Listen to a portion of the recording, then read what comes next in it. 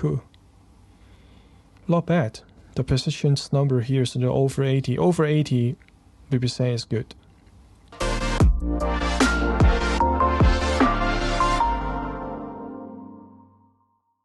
Hey guys, how's it going? Welcome to Louis Python. Today in this video, I'm going to talk about the other machine learning algorithm called logistic regression.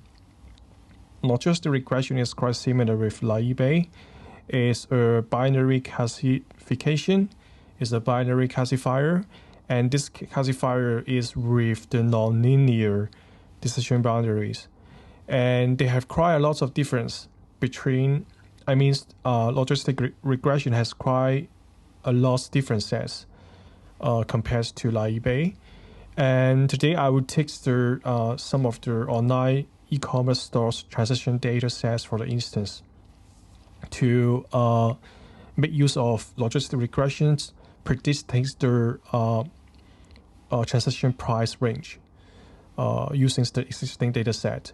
So there are 3 sessions today. The first one is the data preparation, and I will focus on the second and third part. As you can see, I already done the preparation already. And then before I started this tutorial, please remember again, subscribe to our channel and turn on the notification. Thank you for your support as always.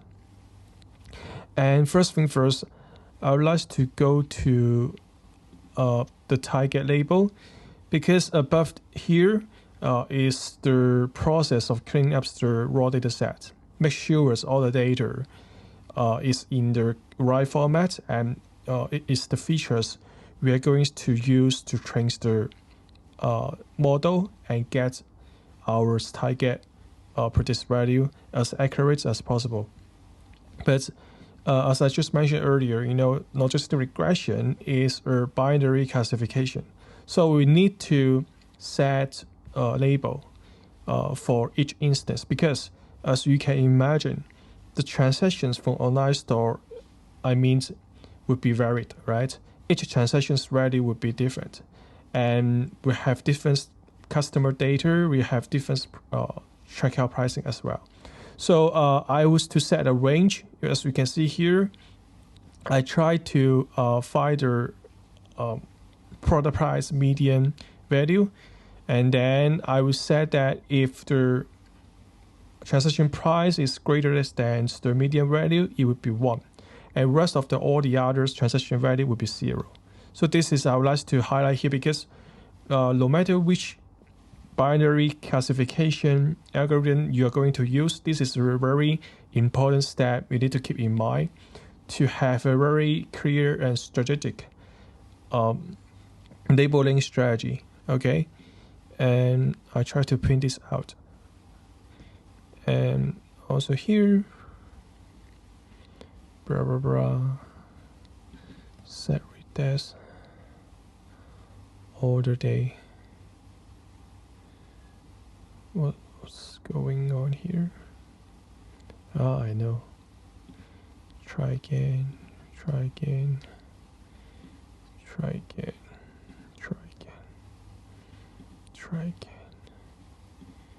Here. Okay. So now all the data is ready, and let us go to the second part, is the string data encoding. So today I would use the label encoders from scikit-learn. The reasons that we need to encode is because in the data frame, as you can see, it's not only just the float or the integer data, we have some string. So what I'm going to do here is create a variable called LE, and then set up the class object encoder. And then I will select the data series, which is in string data type. Okay, and I call this label 1 LE fit transform, and the data set here is transaction data set. Which series now we are going to transform? For example, type of sales. and then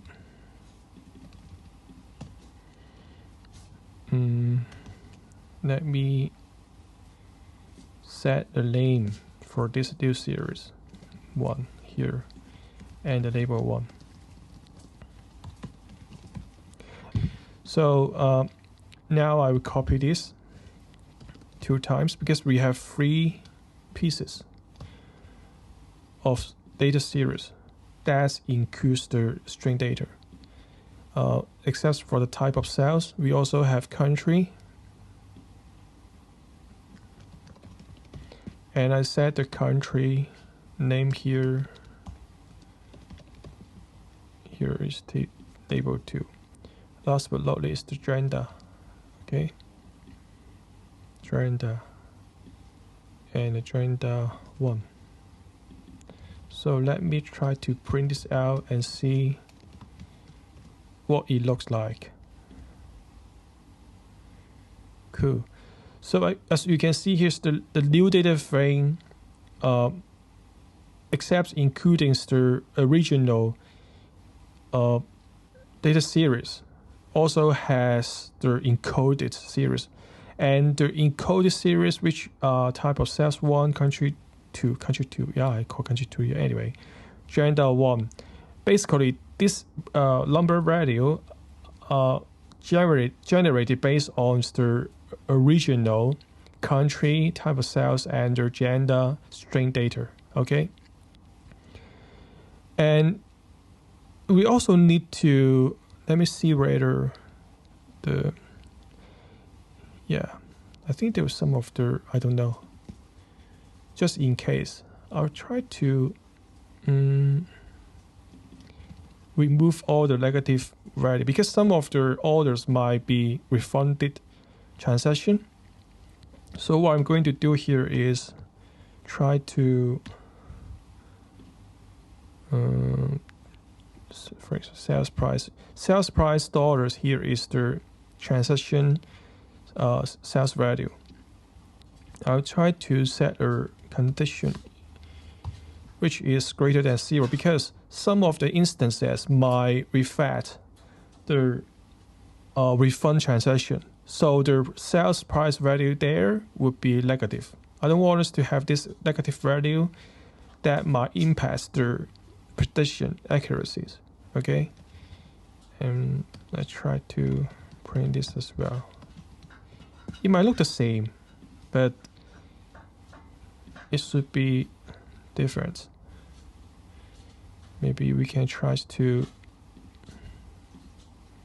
pin the shape here. It should be smaller. Yeah, a little bit smaller, right? Less 100 here. Okay. And the next step is about the okay. I think it's done. The data thing is ready because just now I thought this is the. We can have a look. The information.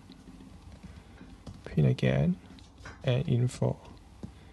What I'm going to do here is I like to double check all the series data type. So just now I'm hesitant because I thought order day might in string, but now it's already been days times 64. So that would be fine. We can move forward and go to the next part, which start training the model. So now what I'm going to do is to start preparing the training set, the model training.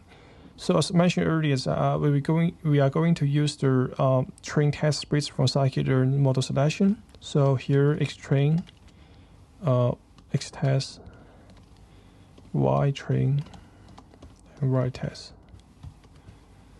and the train test split. We will use 4 features: gender, and the country, and type of cells, and the sales price. This is the transaction checkout price, the sales number. So remember, again, here put into the encoded series number value instead of plugging in the string data, because train test splits is not able to read string data. So this is why earlier we have to encode these 4 series, convert them into the number value. Okay, and the label, which means the target, is the target label.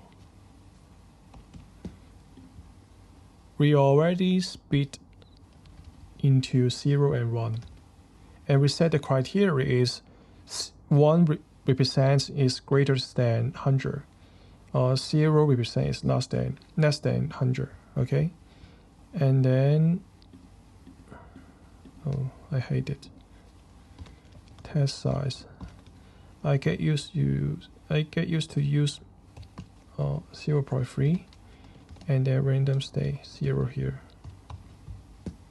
Okay, I print this out, and now we can set the algorithm, the model class object. So here our name is the log reg and the logistic regression random stay. Here's I get used to using 16. I want it, and then I try to fit in the train data, X train and Y train, and run it. Okay, so the trains model is ready. So if you guys now want us to use this model applies on your project or other application, you can use the job list to save, as well as I show you guys in the other video regarding the k-means clustering, right? But what I'm going to do now is I would like to show you how to track the prediction and the prediction accuracies. So log, and instead using, maybe you go out to scrap, or maybe using the other new set of data, you can use the X-test, I'm sorry. So this is the beauty of using train test split. You can use the same set of data frame. I print this out. Great.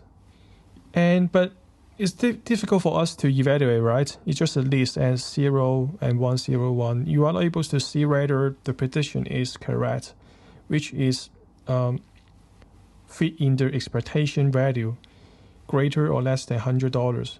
So I was to raw through first. I will use the one matrix called confusion matrix and a confusion. So what is confusion matrix? It's just as the name called confusion. So evaluate how much confusion the algorithm, felt, or maybe a fault from the data set you fit into the algorithm. So we are able to use the right test from the dataset we fit to the train test splits, and then also to predict results from the X-test dataset we just use in the model prediction. So let us print it out.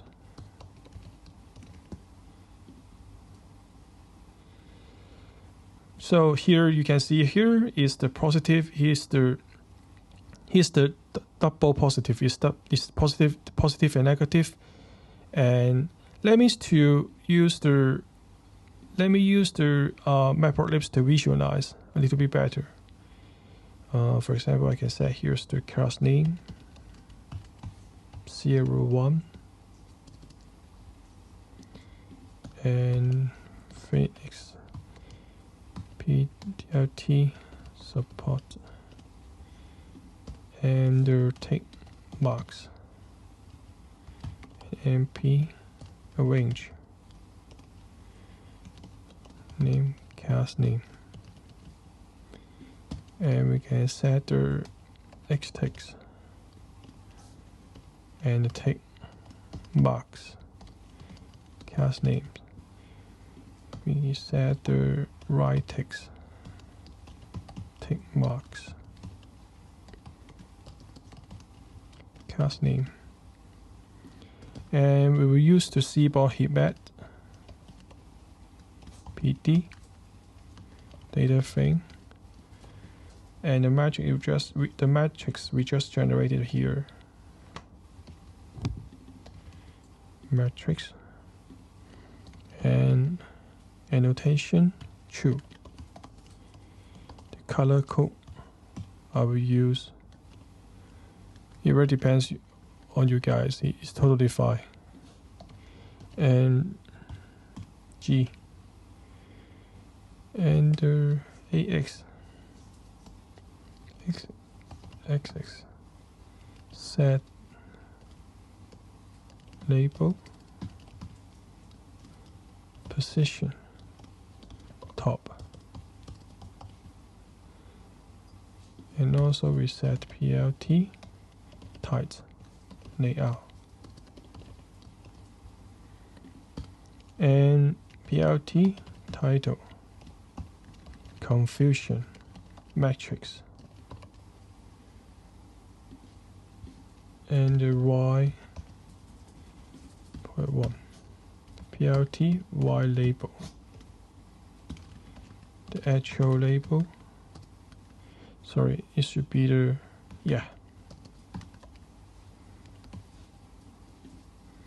actual label, and the X is the predict label.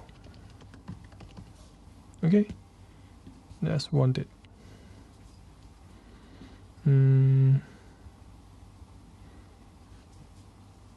Number, oh sorry, typo again.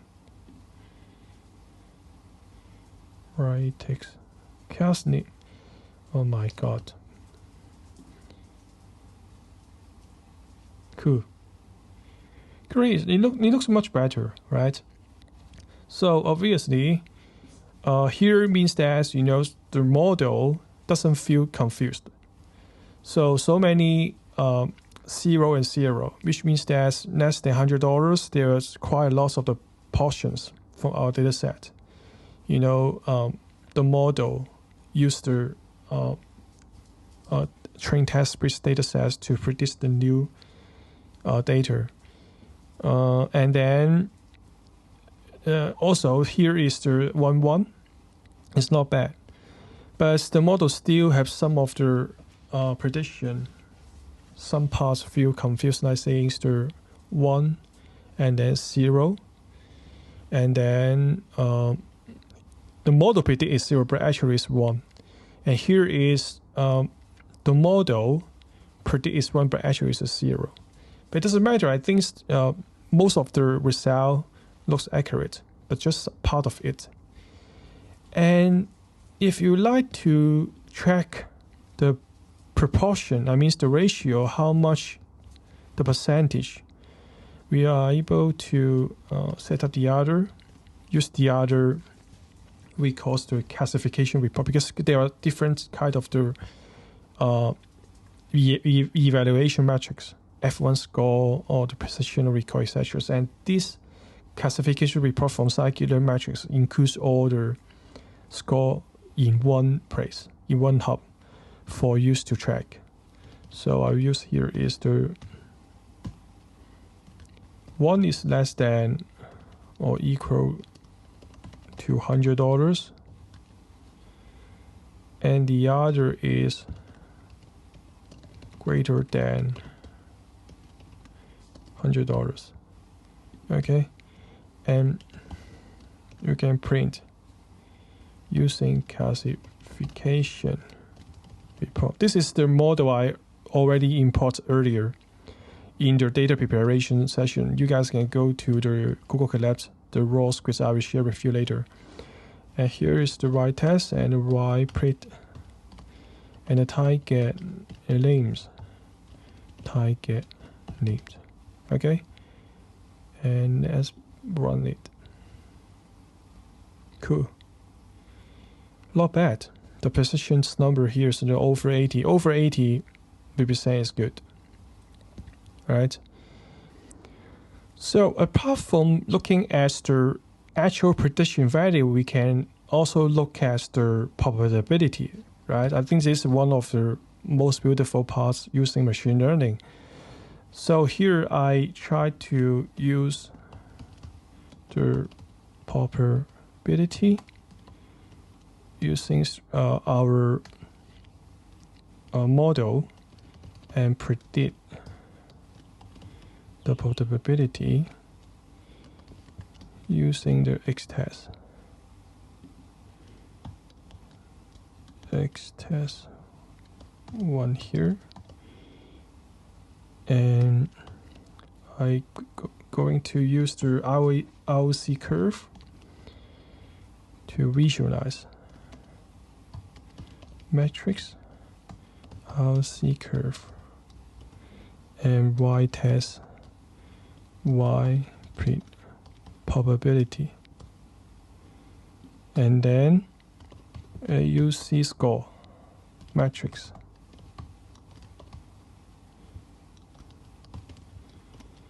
Y test and Y probability, and using matplotlib is to visualize the graph. FPR, TPR, label. I say dataset A, and the score, all score, the string AOC, legend 4, show. Let us run it.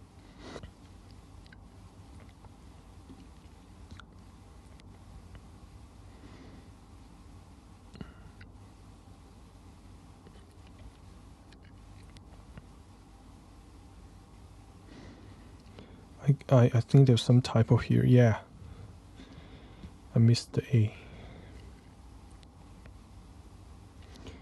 Okay, yeah, it looks great. And the number here is quite close to 90%. I think 80 to 90 represents good, and above 90% represent excellent. But sometimes I think why we call probability, we don't have 100%. I think 70% to 90%, that would be enough. Sometimes if the probability is too high, I will define this as overfitting. Okay. And yeah, it looks great. So that's pretty much for today. And I think logistic regression is quite popular for many business and applications to adopt and predicting the value. So this is the very basic script and the fundamental underlying infrastructures. But if you're interested in exploring how to build, for example, a product price predictor or maybe cost estimator using logistic regression based on this fundamental infrastructure, please comment in this video. I'm able to prepare the other one and then to walk you guys through how to build a predictor, like saying, as just mentioned, price predictor, product price, using logistic regression, and also continue the tutorial I just walked you guys through today. So let me know, and I hope you guys enjoy watching this video, and I will see you next time.